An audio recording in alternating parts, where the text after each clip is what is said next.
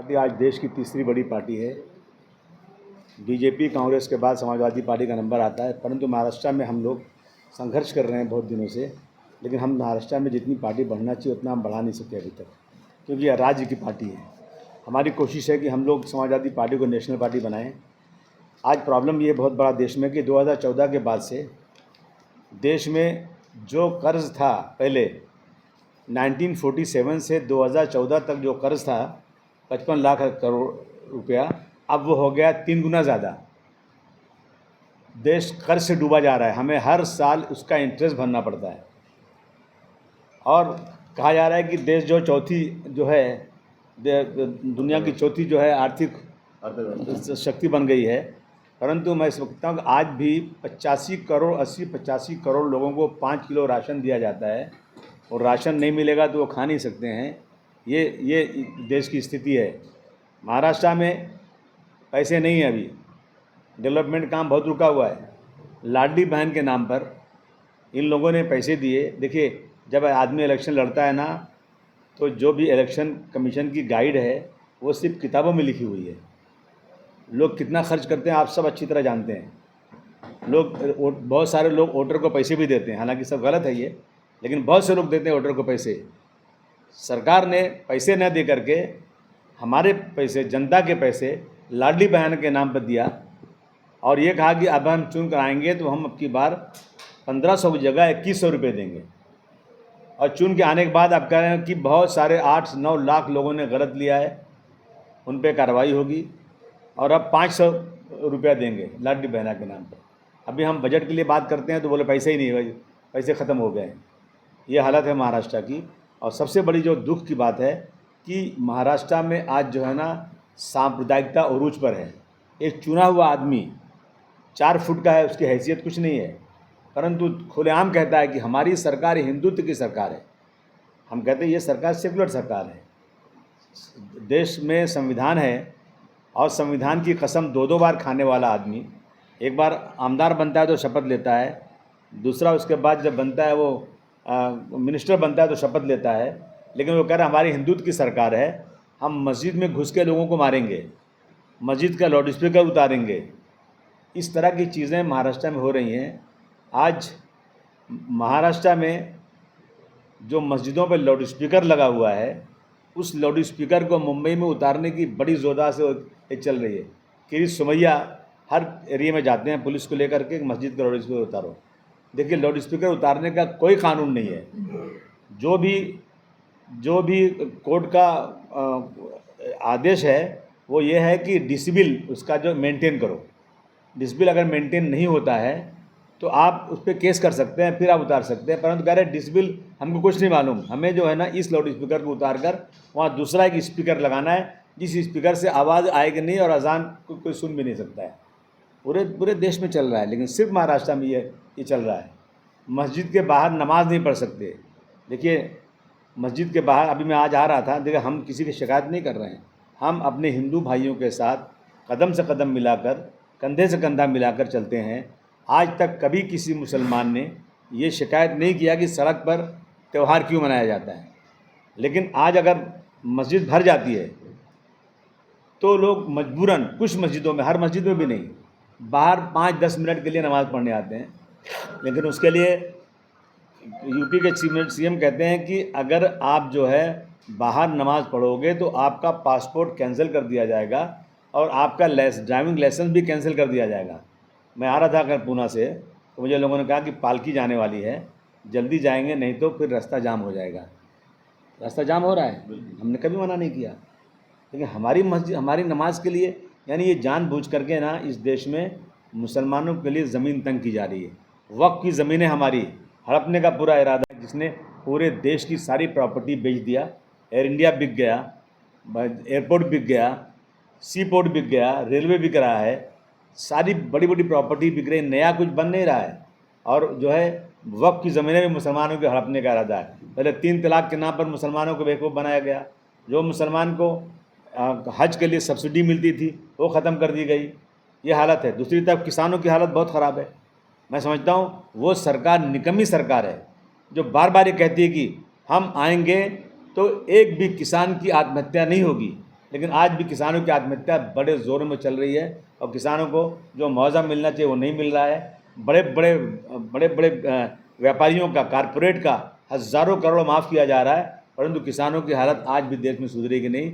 और बड़े हमारे चौधरी चरण सिंह जी ने कहा था, बड़े नेताओं ने कहा था, जब तक किसान खुश नहीं होगा, जब तक देश खुश नहीं होगा। और किसानों की हालत दिन ब दिन ख़राब होती जा रही है। ये हालत है। अभी यहाँ पे आग लग गई थी कहीं, फायर ब्रिगेड नहीं है, हो सकता है फायर ब्रिगेड नहीं हमारे पास। हम बहुत बड़े $5 ट्रिलियन की इकनॉमी बन रहे हैं, लेकिन हमारे पास फायर ब्रिगेड नहीं हमारे पास है, इक्विपमेंट उसका है नहीं यहाँ पे इसमें जो हो रहा है। और इस तरह की चीज़ें देश में हो रही हैं। मैं समझता हूँ कि हमें जो है सोचना चाहिए, ये देश संविधान से चलेगा, अपनी मर्ज़ी से नहीं चलेगा। ये समाजवादी पार्टी हर धर्म के लोगों के साथ, चाहे किसी धर्म का भी हो। और याद रखिए, जो भी लोग राजनीति में धर्म को लाते हैं वो समझो कि बहुत ही ख़राब लोगों के हाथ में सत्ता है, और जो लोग डेवलपमेंट को लाते हैं समझिए वो अच्छे लोग हैं। आज ये जो है जिस तरह से हमारी फॉरेन पॉलिसी थी वाजपेयी जी के ज़माने में, नेहरू जी के ज़माने में, इंदिरा गांधी के ज़माने में, वो जो है हमारी फॉरेन पॉलिसी ख़त्म हो गई है। आज वाजपेयी जी का भाषण बार बार आज दिखाया जा रहा है कि उन्होंने कहा था कि इसराइल को फ़लस्तीन की ज़मीन खाली करना चाहिए, और आज हमारी सरकार जो है इसराइल को सपोर्ट कर रही है। मैं समझता हूँ ये जो है जो विदेश नीति है हमारी बहुत कमज़ोर हो गई है। हमारे पड़ोसी हमारे साथ नहीं है। इन चीज़ों को लेकर के समाजवादी पार्टी उत्तर प्रदेश में एक बड़ी पार्टी है, और अब की बार हमें पूरी उम्मीद है इंशाअल्लाह कि 2027 में फिर से समाजवादी पार्टी की सरकार बनेगी। हम लोग कोशिश कर रहे हैं महाराष्ट्र में ताकत बनाने के लिए। अब आपको कुछ पूछना हो तो अजित पवार ने अर्थमंत्री ते एका साखर कारखान्याच्या निवडणुकीमध्ये उभे आहेत, त्यासाठी आज मतदान होत आहे। राज्याच्या उपमुख्यमंत्रीच्या पदासारख्या माणसाला असं साखर कारखान्याच्या निवडणुकीत उभं राहणं सोपं का? तुम्ही कशा पद्धतीने बघताय निवडणूक? स्वतःला चेअरमन म्हणून पण घोषित केलं नहीं, उप मुख्यमंत्री होने के बाद तो पूरे महाराष्ट्र के मालिक हैं वो, फिर उनको ऐसे छोटे काम नहीं करना चाहिए, किसी और को खड़ा कर देना चाहिए था। लेकिन शरद पवार और अजित पवार का आमना सामना थे, आमना सामना लड़त हो रहा है। उनका जो बड़े नीलकंठेश्वर फाइनल है और इनका बड़ी राजा सरकार बचाव फाइनल है। इस वजह से जैसा शरद पवार और अजित पवार का लोकसभा में या विधानसभा में जैसा आमना सामना हुआ, वैसा एक साखर कारखाने के इसमें आमना सामना हुआ है। तो नहीं, मुझे इतने बड़े नेता जो है आमने सामने हो रहे हैं साखर नहीं, देखिए शरद पवार साहब बड़े नेता हैं, अजित पवार साहब उन्हीं के साथ बड़े हुए, उन्होंने वहीं सीखे उन्होंने। मैं समझता हूँ कि कोई अंदरूनी ऐसी बात है जिसकी वजह से वो अलग हुए हैं। मैं नहीं समझता कि अलग होना चाहिए था, लेकिन आमने सामने तो नहीं आना चाहिए। सर, परसों लामूटी में इधर कोल्हापुर में इन्काउंटर हुआ था, पुणे के लड़के का, पुणे पुलिस ने इन्काउंटर किया था, उसने अपने टिप्पणी भी की थी। देखिए, हाँ, मैंने इंक्वायरी की मांग की थी, लेकिन पुणे पुलिस ने जो इन्काउंटर किया है उन पुलिसों को 1 लाख रुपये बख्शीश जाहिर किया है। आपने जो इंक्वायरी की मांग की, नहीं, सुनिए, ऐसा ना, नहीं सुनिए, देखिए ऐसा है ना कि मेरे पास परिवार के लोग आए थे। एक लेडी आई, उसने उसके घर की बोली कि मेरे पे आके कनपट्टी पे रिवॉल्वर लगा दिया और बोला चलो किधर है वो सोया उसको बताओ। वो ऊपर गई, नॉक किया, जैसे दरवाज़ा खुला उसको गोली मार दिया उसको। देखिए, बहुत बड़ा भी क्रिमिनल हो, कसाब से बड़ा क्रिमिनल कौन हो सकता है? कसाब ने जब कसाब ने इतने लोगों को मारा रेलवे स्टेशन पे, कहाँ हमारे लोगों ने, जब भाग रहा था कसाब तो चौपाटी पे जिन पुलिस वालों को खबर मिली कि इधर से आ रहा है रोका, उसने उसको पुलिस वालों को मार दिया, लेकिन उसके बाद कसाब को मारा नहीं गया। कसाब को पकड़ा गया और इंक्वायरी हुई, क्या खाएगा तू, कौन सा वकील चाहिए तुझे, सारी सुविधा दी गई। उसके बाद उसको फांसी दी गई।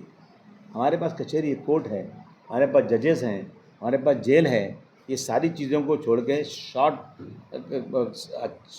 रास्ता अपना के इस तरह से गोली मारना, मैं समझता हूँ ये भारतवर्ष के कानून का उल्लंघन है। उसको पकड़ना चाहिए और मुकदमा चला के, वो क्रिमिनल था, मुझे पता चला कि क्रिमिनल था, 2 बार उसको मकोका लगा हुआ है। हमें पहले ये बात नहीं मालूम थी, लेकिन फिर भी कितना बड़ा भी क्रिमिनल हो, कसाब से बड़ा क्रिमिनल तो नहीं हो सकता। तो इनकाउंटर होता नहीं है। अगर उसने गोली चलाई तो उसकी गोली कहाँ गई? पुलिस ने गोली चलाई, उसकी गोली तो पता नहीं चला कहाँ चली गई। तो मेरा कहना है कि इस तरह से पकड़ के मारना गलत है। क्रिमिनल को पकड़ो, फांसी दो। बाकी निवडणूक आयोगाने सांगितले की तो डाटा नष्ट करणार। अभी मैं डाटा अभी ऐसा है ना कि ये जो सरकार है ना, ये हर चीज़ जो है इलेक्शन जीतने के लिए कर रही है। अभी पिछले इलेक्शन, असेंबली इलेक्शन में जिन बड़े बड़े लोग हारे हैं उसके पीछे इंक्वायरी होना चाहिए। एक ही दिन फटाफट जो है कई लाख लोगों का वोटर लिस्ट में नाम आ जाना, बहुत लोगों का नाम कटवा देना, इसकी परंपरा रही है। ये लोग जो है इलेक्शन कमीशन इनके हाथ के खिलौना बन चुका है। मैं समझता हूँ आज इस देश में सही और फेयर इलेक्शन नहीं हो रहा है। महाराष्ट्र में हिंदी की सख्ती की जा रही है, थर्ड लैंग्वेज कंपलसरी बोल रहे हैं। महाराष्ट्र में हिंदी की सख्ती करने की क्या जरूरत है? अरे भाई हिंदी की सख्ती नहीं, अरे भारतवर्ष में आज भी पार्लियामेंट के अंदर एक कमेटी है लैंग्वेज के नाम पर, जिसमें 45 मेंबर होते हैं। वो पूरे देश में जाकर हिंदी में काम करने के लिए प्रोत्साहन करते हैं। सेंट्रल गवर्नमेंट का जितना काम है, सेंट्रल गवर्नमेंट का सारा काम हिंदी में होता है। और अगर महाराष्ट्र में 3 लैंग्वेज है तो सबसे पहले मराठी होना चाहिए, उसके बाद इंग्लिश, हिंदी होना चाहिए, फिर इंग्लिश होना चाहिए, मैं समझता हूँ। और फिर तीसरी लैंग्वेज कौन सी आना चाहिए, मुझे कोई बताए। अगर चाहे हिंदी नहीं आए तो कौन सी लैंग्वेज भारतवर्ष में महाराष्ट्र में होना चाहिए, वो कोई लैंग्वेज बता देना कोई। मनसे के बाळानंदगावकर कुछ दिनों पहले इधर आए थे, उन्होंने ऐसा कहा कि अगर यूपी में अगर थर्ड लैंग्वेज मराठी अगर करेंगे हो तो इधर हिंदी करने के बारे में सोच ये सकते हैं। सब अगर ये- आप ऐसा ही कहते हैं तो फिर इधर जाइए, दक्षिण में जाइए, तमिलनाडु, कर्नाटक में, उधर जाकर हिंदी सख्ती करके दिखाइए। वो तो कर नहीं रही है ये सरकार। बहुत छोट भैया नेता ये सिर्फ और सिर्फ जनता को गुमराह कर रहे हैं। जनता के बीच में ऐसी बातें करके वोट हासिल करना चाहते हैं। इनकी पार्टी के 14 MLA चुन कर आए थे, बहुत आए थे, 0 हो गए ना अभी तो इन्हीं वजहों से। लेकिन हिंदी महाराष्ट्र में रह के मराठी बोलना भी 100% बोलना चाहिए, बिल्कुल आप तो नहीं। हिंदी अरे की बात करते हैं। भाई सुनिए ना, मेरी पढ़ाई यहाँ नहीं हुई है। मी कोशिश कर प्रयत्न करतो मराठीसाठी। फिर अभी नहीं मेरे पास, मैं कोशिश कर रहा हूँ। मैं मराठी की बहुत इज्जत करता हूँ, सम्मान करता हूँ। मराठी का पूरा सम्मान होना चाहिए, लेकिन हिंदी का अपमान नहीं होना चाहिए। आने वाले समय में महाराष्ट्र में लोकल इस्रायलमध्ये जे युद्ध सुरू आहे त्याच्यामध्ये अमेरिकेनं आज स्टँड घेतला, अमेरिकेनं इस्रायलच्या बाजूने उभं राहत इराणवरती हल्ला केलेला आहे। आपण त्याच्या पद्धतीने देखिए ऐसा है कि जो अमेरिका की चौधराहट है देश में ना, वो ख़त्म होना चाहिए। डॉक्टर राम मनोहर लोहिया साहब ने कहा था, बहुत पहले कहा था कि भारतवर्ष, हिंदुस्तान, पाकिस्तान, बांग्लादेश, श्रीलंका, नेपाल का एक महासंघ बनना चाहिए, ताकि जो अमेरिका हमेशा धमकी देता है, अमेरिका कहता है कि मैंने जो है पाकिस्तान और भारतवर्ष की जंग को बंद करा दिया, हमारे इसमें अपमान हमारा है। प्रधानमंत्री जी कहते हैं नहीं ऐसा नहीं है, वो बार बार कह रहे हैं हमने जंग बंद कराया। और जिस तरह से इसराइल ने फ़लस्तीनियों के ऊपर जिस तरह से हमला किया, बच्चे नए छोटे छोटे बच्चों को जैसा मारा गया, भूख से तड़प रहे हैं, खाने के लिए जा रहे हैं, NGOs खाना ला रही है, वहाँ पे बम मार के कितने लोगों को मार दिया। उस पर अमेरिका नहीं कुछ बोल रहा है, अमेरिका फिर भी इसराइल का साथ दे रहा है। और इसराइल ने पहले हमला किया है ईरान के ऊपर, उसके बाद उसने रिलेटेड किया है। और उसने, मैं बधाई देता हूँ कि 85 साल का वो इंसान जिसके दादा भारतवर्ष में पैदा हुए थे, बाराबंकी में पैदा हुए थे, भारतवर्ष का खून है उन लोगों के अंदर, उन्होंने जिस तरह से इसराइल को जवाब दिया, मैं समझता हूँ कि बहुत ही ज़बरदस्त काम किया उन्होंने। मैं इसको तारीफ़ करना चाहता हूँ। इस्रायल को भुगतने का समय आ गया है ऐसा लगता है। इसराइल को भुगतने का समय आना ही चाहिए, क्योंकि कहते हैं अल्लाह भगवान के यहाँ देर है अंधेर नहीं है। जिस तरह 1.25 लाख लोगों को मारा है, जबकि फ़लस्तीन के लोगों ने इनको रहने की जगह दिया था। मेरे घर में कोई मेहमान आए, मैं इसको जगह दूं और मुझे भगा के खुद ही कब्ज़ा करने लग जाए, तो ये हो रहा है फ़लस्तीन। और देखिए मुसलमानों का जो है ना, पूरा फ़लस्तीन के साथ पूरी की पूरी हिमायत है, क्योंकि वहाँ बहुत सारे हमारे प्रॉफिट हैं, पैगंबर पैदा हुए। हमें कुरान शरीफ में लिखा है कि आप उस मस्जिद को जाओ, फ़लस्तीन में मस्जिद का दौरा करो, मस्जिद के लिए मदद करो, वहाँ दिया जलाओ। तो हमें तो फ़लस्तीन की हमारी जो मस्जिद वहाँ पर है, उससे हमारी पूरी की पूरी आस्था है। चाहे दुनिया कुछ भी कहे, लेकिन हम फ़लस्तीन के साथ हमेशा खड़े रहेंगे। लेकिन भारत करने जा रहे हैं कि एक बार ज़्यादा से ज़्यादा यही तो प्रयत्न है ना जो आए आपके पास, यही प्रयत्न है, कोशिश कर रहे हैं कि भाई कुछ सीटें चुनकर लाएं, अच्छे लोगों को ढूंढ रहे हैं जो आएंगे। ठाकरे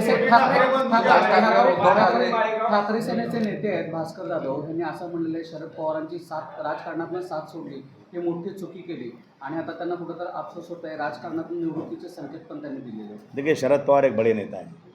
आज इस देश में अगर ये सच पूछा जाए तो शरद पवार एक बड़े नेता हैं, और शरद पवार का साथ जो लोगों ने छोड़ा है ना, वो सब ED और इनकम टैक्स की डर से छोड़ के गए। मैं अपने मनसे की बात की, 14 आमदार थे अभी 0 पर आ गए। मनसे और ठाकरे एक साथ आने की सोच रहे हैं अभी ठाकरे।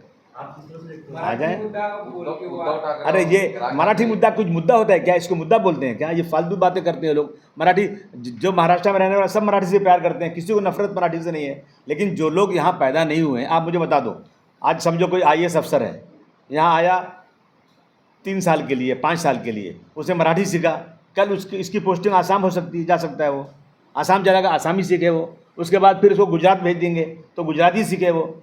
मतलब क्या, एक ज़बान ऐसी होना चाहिए देश में जो कश्मीर से कन्याकुमारी तक उसका सम्मान हो। बाकी हर स्टेट में उसकी ज़बान है, हर स्टेट की एक ज़बान है, उसको सम्मान होना चाहिए। यानी आप लोग समझ आप लेकर ठाकरे और मनसे जो एक साथ आने की सोच रहे हैं, इसकी तरफ आप कैसे देखते हैं? भाई से भाई के तकाजे भी कुछ हैं, सहन के बीच दीवार अपनी जगह। अगर उसी घर में पैदा हुए हैं तो साथ रहें, हमें खुशी है, हमें कोई एतराज़ नहीं है, रहें साथ में। लेकिन वो एक होने के बाद बहुत सक्सेस रेशियो उनका बढ़ जाएगा ऐसा कहा जा रहा है जनता मुंबई में। महापालिका में। हाँ, महापालिका, मुंबई महानगरपालिका रख ले या तो लोकल बॉडी जो भी इलेक्शन रहेंगे, अगर राज ठाकरे और उद्धव ठाकरे एक हो जाएंगे तो बीजेपी को हरा पाएंगे, या तो वो जो अदृश्य शक्ति है उसको हरा पाएंगे ऐसा कहा जा रहा है। तो आप क्या लगता है कि राज ठाकरे और उद्धव ठाकरे एक हो जाएंगे तो पूरा? नहीं, राज ठाकरे जी की अभी तो कोई ताकत है ही नहीं, खाली वो तो नफरती की बात करते हैं रोज़ाना, हिंदी के खिलाफ, उत्तर भारतीयों के खिलाफ, मराठी और हिंदी के खिलाफ, यही धंधा उनका है। अब उनके आने के बाद हो सकता है कि जो शिवसेना की ताकत अब कम भी हो सकती है, कोई ज़रूरी नहीं बढ़ जाए। ऐसे लोग जो आज तक उनके बारे में गलत बोलते रहे अब साथ में जा रहे हैं। अब देखिए आगे आगे होता है क्या, मैं ही बोल नहीं सकता इस बारे में, लेकिन दोनों भाई मिल जाए तो मुझे कोई एतराज़ नहीं, मुझे खुशी होगी। पुरस्कार के लिए सिफारिश की है, कितना सही है ये? नहीं देखिए, हम सब चाहते हैं कि पाकिस्तान ने किया तो इसका मतलब है कि पाकिस्तान इस बात को एक्सेप्ट कर रहा है कि डोनाल्ड ट्रंप ने ही हमारी जंग को बंद कराया। हम तो नहीं एक्सेप्ट कर रहे हैं ना, और हम तो चाहते दुनिया में शांति रहे, लड़ाई झगड़ा ख़त्म हो जाए, तो ये तो सबको कोशिश करना चाहिए। परंतु कुछ लोग अपने हथियार बेचने के लिए दुनिया में जो हत्याएं करवा रहे हैं लोगों की, इसकी निंदा होना चाहिए। एक तरफ नीतीश रानी हिंदुत्व की बात लेकर आगे चल रहे हैं, तो दूसरी ओर तो अबू आजमी का क्या विचार है इन लोगों को लेकर? अबू आज़मी समाजवादी पार्टी अखिलेश यादव और मुलायम सिंह यादव के नेतृत्व में चलती है, जो रोज़ाना सुबह हनुमान की पूजा करते हैं। वो हिंदू लोग हैं, लेकिन वो हिंदू और मुसलमान में अंतर नहीं समझते। हम कभी भी, हम सिर्फ जालिम और मजलूम, जो जुल्म करता है उसके ख़िलाफ़, जिसके साथ जुल्म होता है उसके साथ है। Thank you.